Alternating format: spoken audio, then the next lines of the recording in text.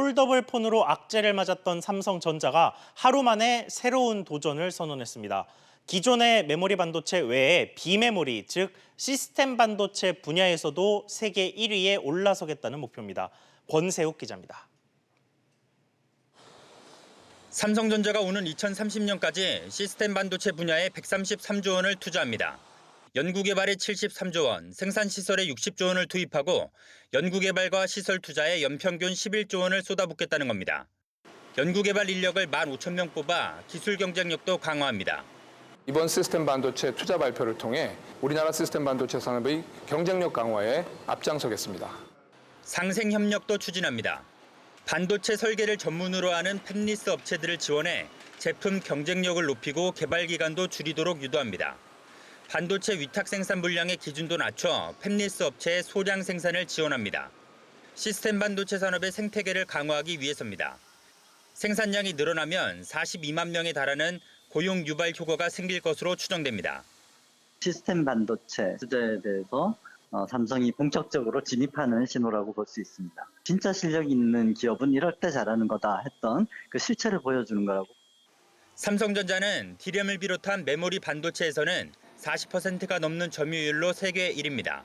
반면 시스템 반도체를 포함한 비메모리 반도체에서는 4% 정도에 그쳐 미미한 수준입니다. 이번 반도체 비전 2030에서는 메모리 반도체뿐 아니라 비메모리 사업에서도 세계 1위를 하겠다는 청사진을 그렸습니다. SBS CNBC 권세욱입니다. 이제 우리 반도체 산업은 메모리 반도체 편중에서 벗어나서 본격적인 전환점을 맞게 됐습니다. 그런데 비메모리 반도체를 키우기 위해선 풀어야 할 숙제가 한두 가지가 아닙니다. 단순히 몇몇 기업끼리 할 수 있는 일이 아니라 정부의 대대적인 육성이 필요하다는 겁니다. 이어서 정윤형 기자가 보도합니다.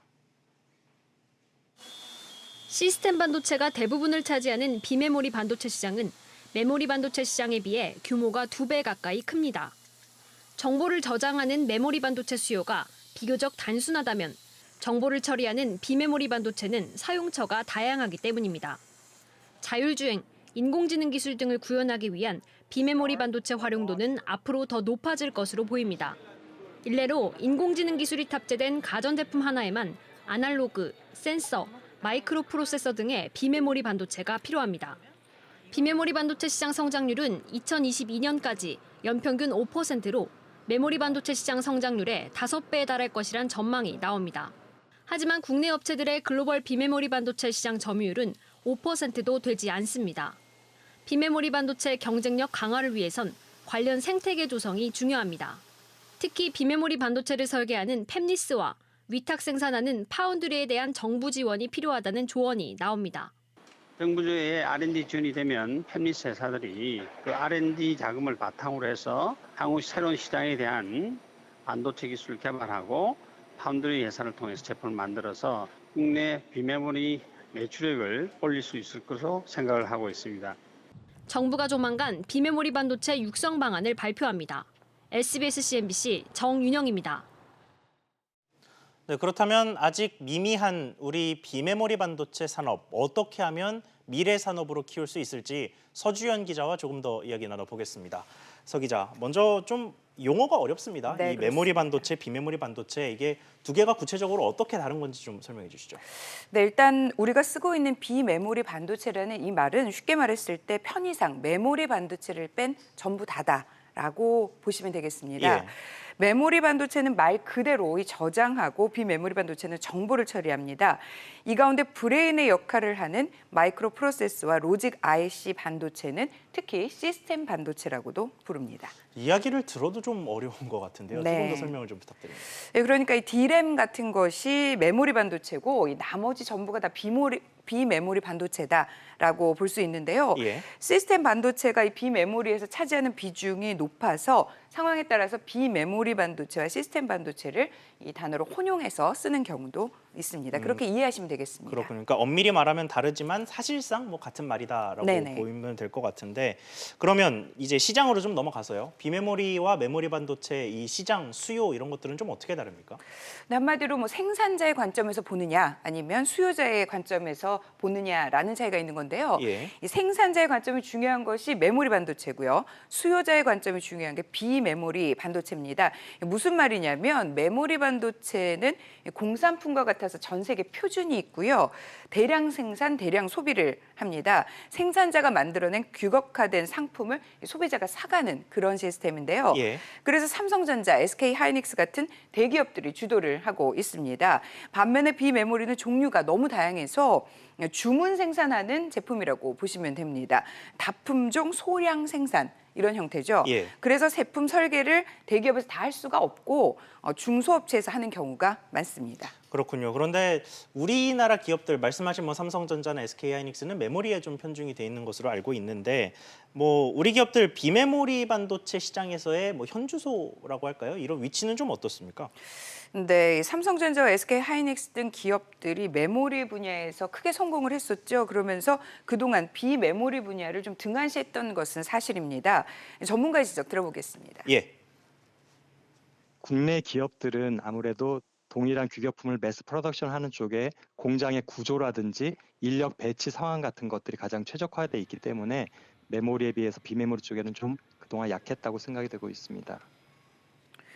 이 비메모리 반도체의 경우에는 섬세한 수요가 많아서 거래처를 잘 바꾸지 않는다고 합니다. 그래서 반도체 설계 기술만 있고 생산 라인은 없는 이른바 중소 팹립스 업체가 생태계를 이뤄야 한다는 지적입니다. 예. 즉 다양한 수요에 맞춰서 설계를 잘하는 중소업체가 튼튼해야 한다는 얘기인데요. 설계를 하는 팹립스 업체의 경우에는 미국이 68%, 대만이 16%, 중국이 13%, 우리나라의 경우에는 0.5% 미만을 차지하고 있는 게 현실입니다. 이런 설계 업체를 키우려면 아무래도 이 전문 인력을 키우고 중소업체가 그런 인력을 수용하는 수준이 돼야 됩니다. 따라서 이번에 삼성이 투자 계획을 밝혔지만 결국 열쇠는 이 전문 인력들을 어떻게 키우고 또 중소업체들을 어떻게 육성하느냐에 달려 있다고 볼 수 있습니다. 예. 정부가 이달 말에 그 계획을 내놓을 것으로 예상이 되는데요. 그 안에 따라서 이 우리 대학에서부터 관련 중소기업의 운명이 큰 변화를 맞을 것으로 전망이 되고 있습니다. 그렇군요. 서주영 기자 이야기 잘 들었습니다. 다음은 대한항공 소식입니다. 조원태 대한항공 사장이 한진그룹 회장에 취임했습니다. 하지만 지주사 한진칼의 지분 문제는 불씨가 더 커지고 있는 양상입니다. 취재기자 연결해서 알아보겠습니다. 안지혜 기자. 네, 안지혜입니다. 네, 장남인 조원태 사장이 한진그룹 경영 승계를 결국 했군요. 맞습니다. 한진그룹의 지주회사인 한진칼은 오후에 이사회를 열고 한진칼 사내이사인 조원태 대한항공 사장을 한진칼 대표이사 회장으로 선임했다고 밝혔습니다. 조 신임 회장의 임기는 오늘부터 시작이 됐는데 별도의 취임 행사는 하지 않기로 했습니다.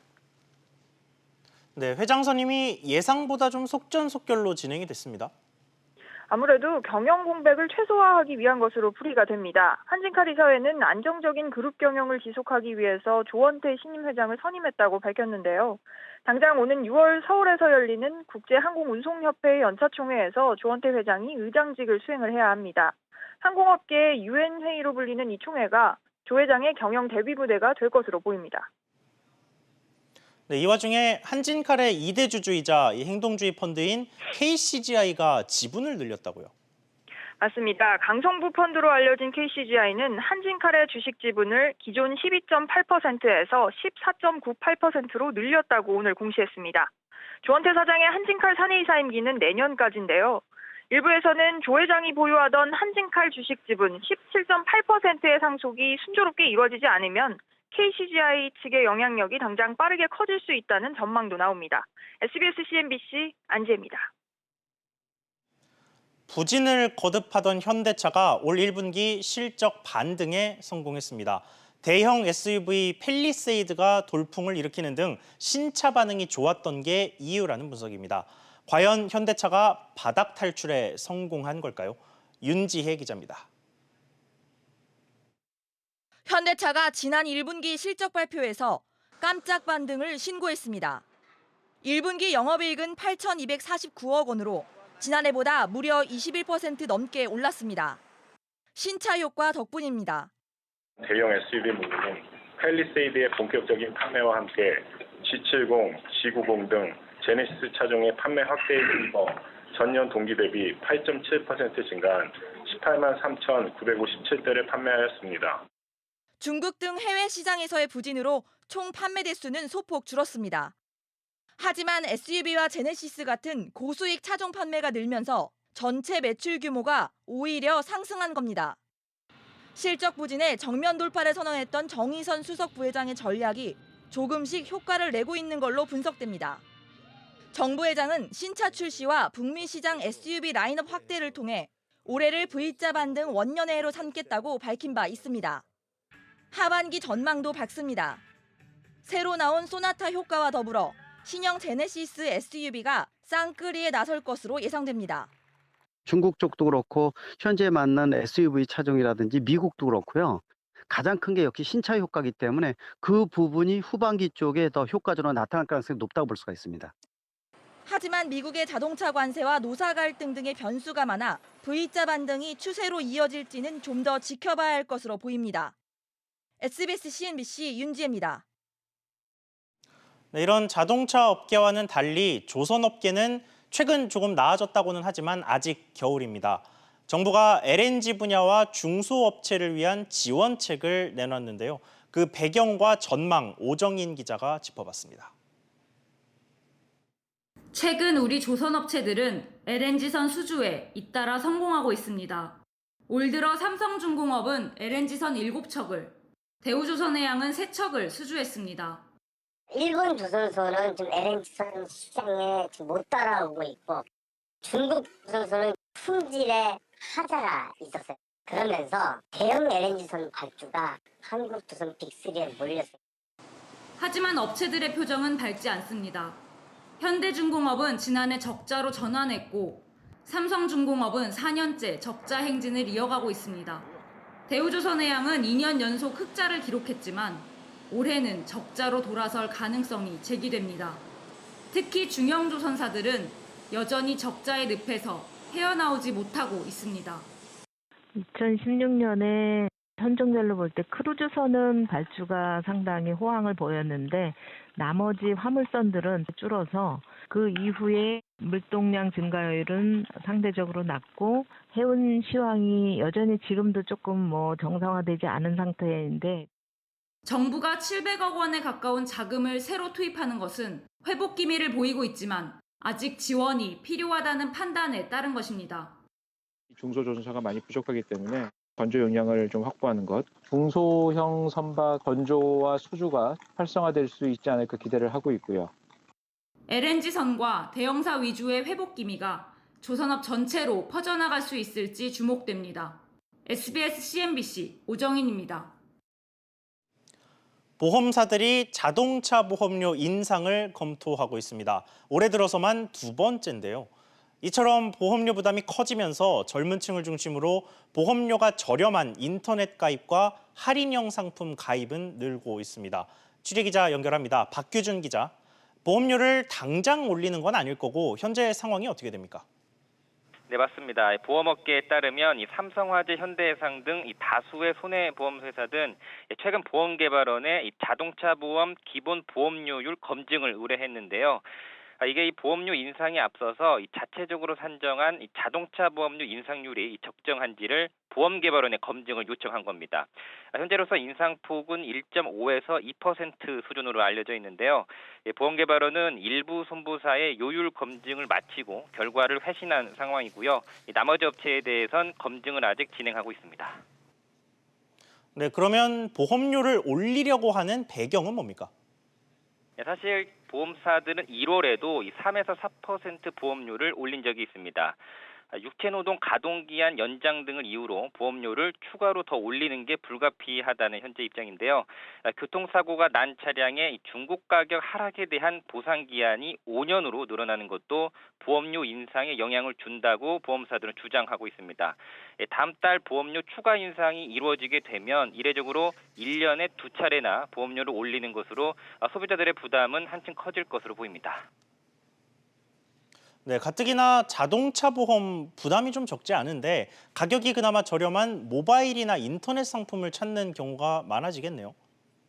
네, 맞습니다. 보험개발원에 따르면요, 지난해 인터넷과 모바일로 이 자동차 보험에 가입한 차량은 439만여 대로 1년 전보다 14% 늘었습니다.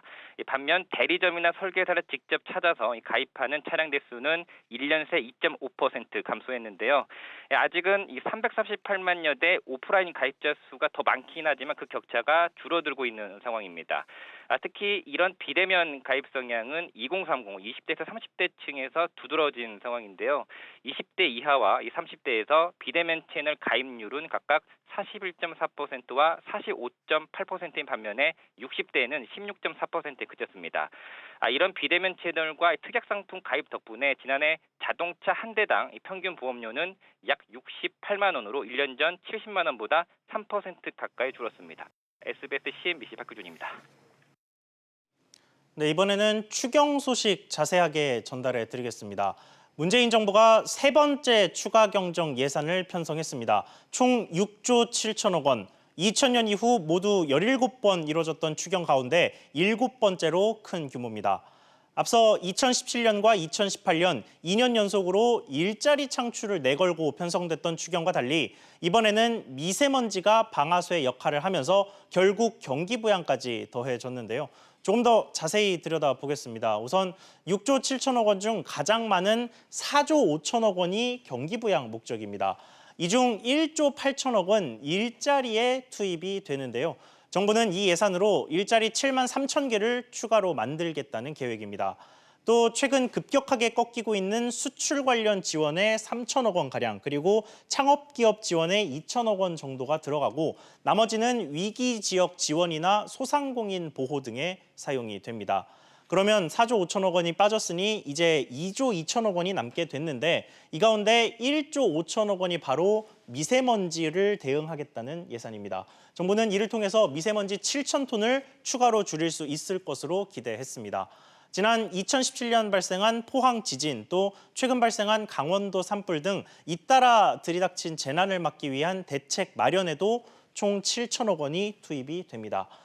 미세먼지 예산이 경기 부양에 비해서 좀 적기는 하지만 그래도 1조 원 넘는 추경 예산이 미세먼지 해결에 투입되는 건 이번이 처음 있는 일입니다. 구체적으로 어디에 어떻게 사용될까요? 김정현 기자가 설명해 드립니다. 미세먼지 추경 중 가장 많은 부분을 차지하는 건 노후 경유차 퇴출입니다. 경유차를 조기 폐차하면 3.5톤 미만의 차량의 경우 최대 165만 원, 3.5톤 이상은 최대 3천만 원의 지원금을 줍니다. 원래 15만 대 퇴출로 잡혀있던 환경부 예산에 추경으로 2,400억 원의 예산이 더 늘면서 추가로 25만 대, 올 한 해 모두 40만 대의 노후 경유차를 처리할 수 있게 됐습니다. 올해 15,000대분 예산이 잡혀있던 경유차 매연 저감 장치 부착 사업도 1,000억 원이 더해지면서 8만 대의 경유차가 더 혜택을 보게 됐습니다. 획기적인 배출 저감이라든지 국민 건강 보호가 필요하다는 제반 사정이 감안된 점이라고 보시면 될 것 같습니다.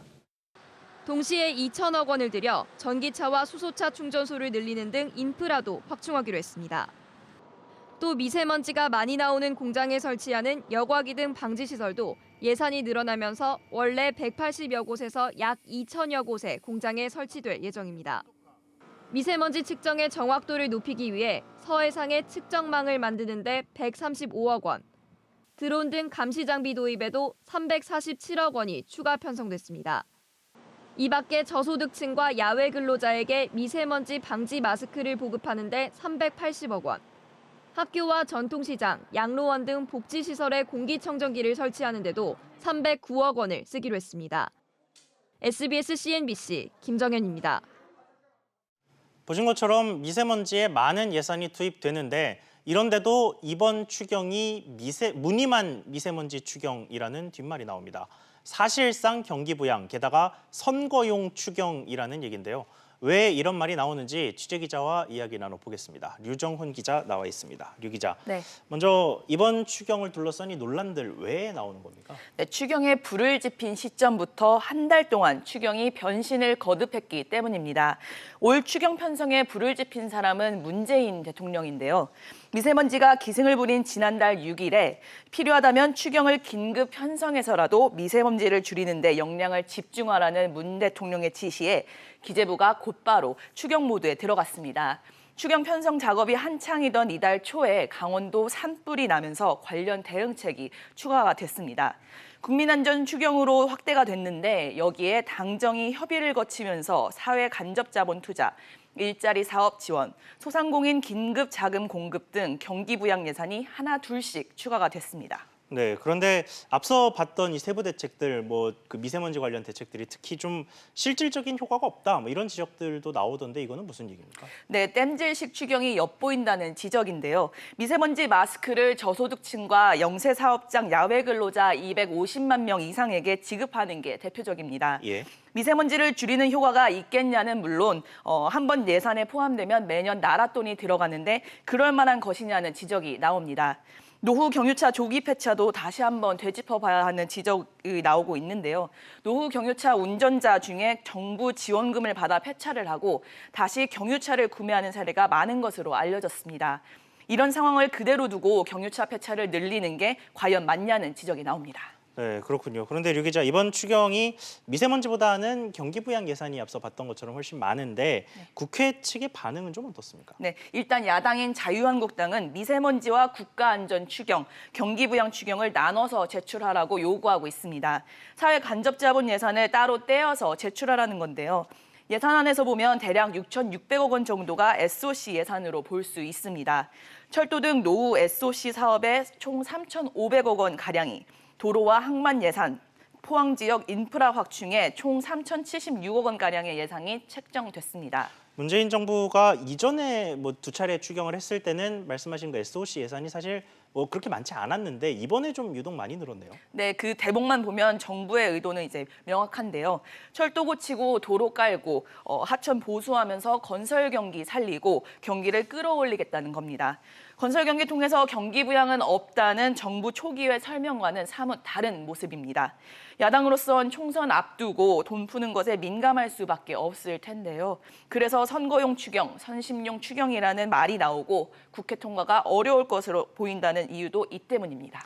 그렇군요. 류 기자 이야기 잘 들었습니다.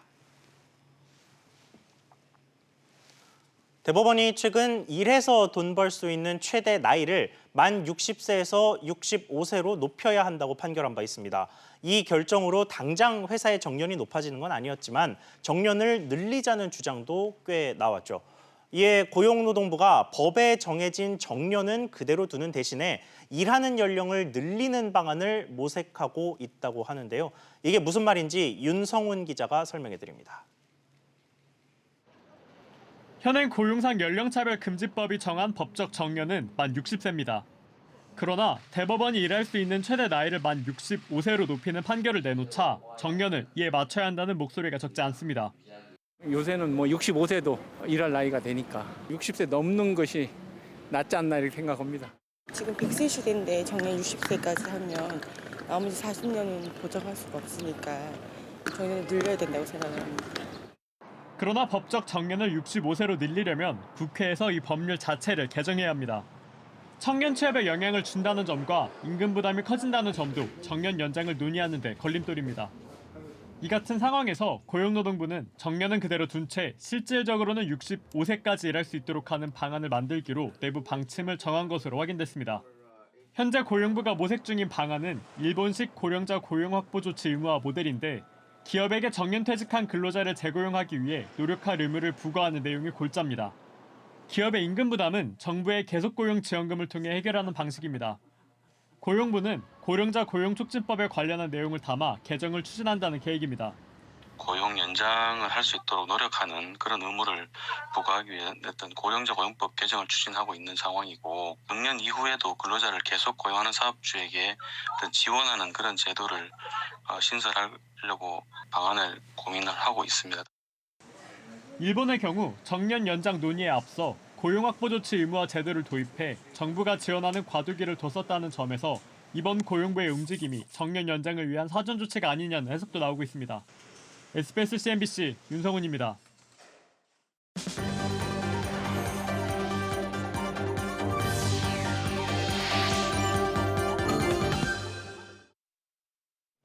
내일부터 서울 코엑스와 인천공항을 오가는 도심공항 리무진 티켓을 온라인으로 예약할 수 있게 됩니다. 이용객들은 도심공항 리무진 홈페이지에서 원하는 날짜에 리무진 편을 예약 결제한 뒤 코엑스나 인천공항 무인 발권기에서 발급받으면 됩니다. 잔여 좌석은 실시간으로 확인이 가능하고 예매는 회원 또는 비회원 구분 없이 할 수 있습니다. 의료 과실에 따른 후속 치료를 받은 경우 병원 측 과실이 일부만 인정됐더라도 진료비를 청구할 수 없다는 대법원 판결이 나왔습니다. 앞서 1심과 2심에서는 병원 측 책임을 30%로 판단하면서 의사의 과실이 있기 전 발생한 병원비와 책임 비율을 초과하는 부분의 후속 치료비를 환자가 부담해야 한다고 선고했습니다. 지난 2월 출생아 수가 35개월 연속 최저치를 경신했습니다. 통계청에 따르면 지난 2월 출생아 수는 25,700명으로 1년 전보다 7%가량 감소하며 또다시 역대 최저 기록을 갈아치웠습니다. 2월 혼인 건수는 18,200건으로 1년 전보다 약 4% 줄어 2월 기준으로 역대 최소를 기록했습니다.